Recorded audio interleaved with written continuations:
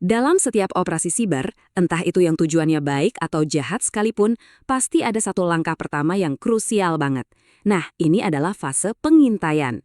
Inilah langkah yang seringkali jadi penentu berhasil atau gagalnya sebuah serangan. Yuk, kita coba bedah gimana sih cara kerja para detektif digital ini?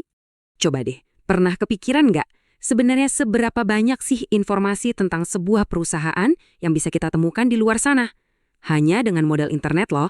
Nah, proses pencarian informasi inilah yang kita kenal sebagai pengintaian yang akan jadi fokus utama pembahasan kita. Oke, kita mulai dari dasarnya ya. Setiap kali penetration testing, setiap upaya buat menguji keamanan sebuah sistem, itu selalu dimulai dari sini. Ngumpulin informasi. Ini tuh fondasinya. Sebelum kita bertindak, kita harus paham dulu medannya kan? Dan pemahaman itu datang dari satu hal. Ngumpulin semua jejak digital yang ditinggalkan oleh target.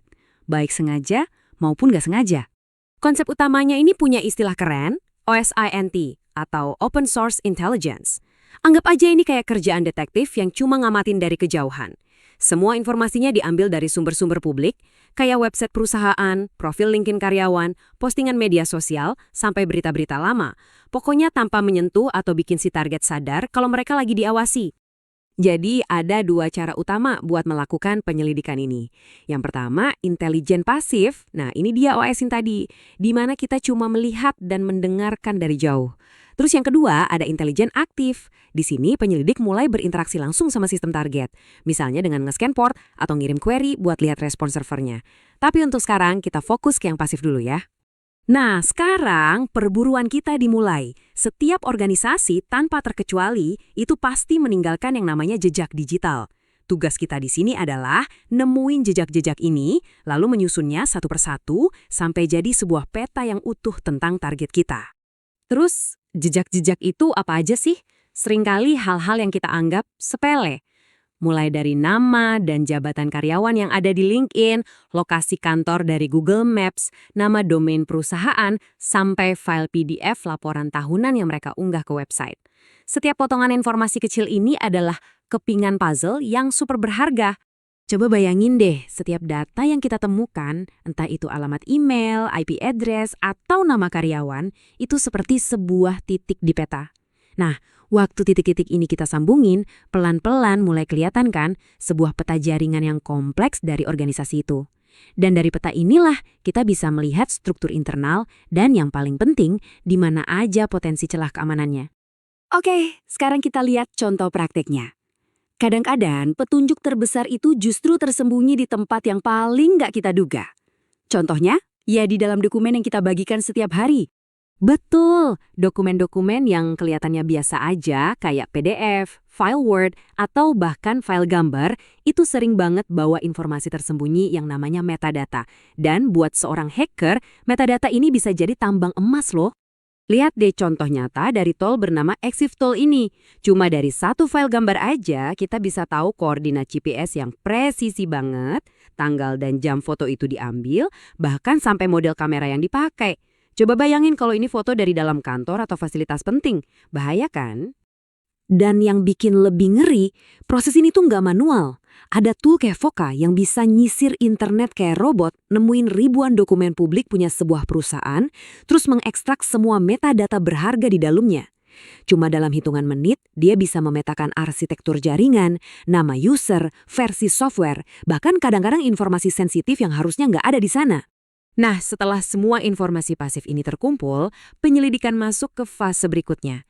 Sekarang, si detektif nggak lagi cuma ngintip dari jauh. Mereka mulai mendekat dan secara aktif mengetuk pintu-pintu digital si target.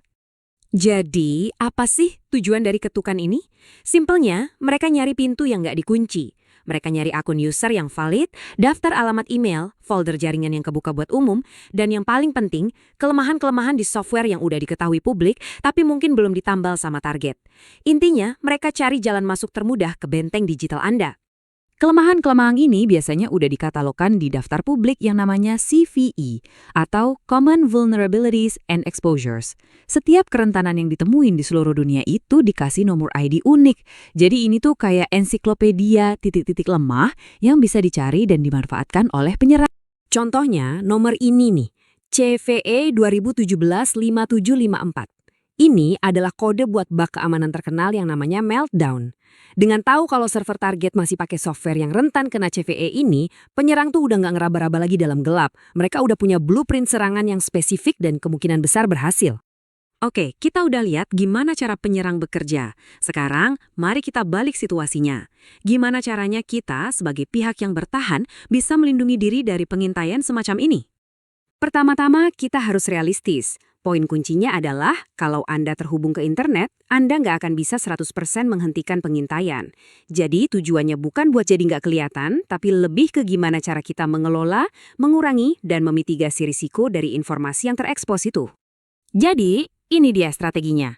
Langkah pertama, batasi paparan. Tanya ke diri sendiri, layanan ini beneran harus bisa diakses dari internet nggak sih? Makin sedikit pintu yang Anda buka, makin gampang jaganya. Kedua, pasang satpam otomatis.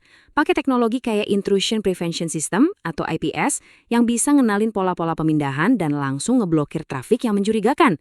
Dan terakhir, yang ketiga, pasang alarm. Punya sistem monitoring yang canggih, itu wajib. Biar kalau ada aktivitas aneh yang lolos, kita langsung dapat peringatan saat itu juga. Dan ini membawa kita ke pertanyaan terakhir. Jejak digital kita semua, baik sebagai individu maupun sebagai organisasi, itu udah tersebar di internet. Pertanyaannya sekarang bukan lagi apakah jejak itu ada, tapi siapa yang sedang melihatnya dan apa yang akan mereka lakukan dengan informasi itu.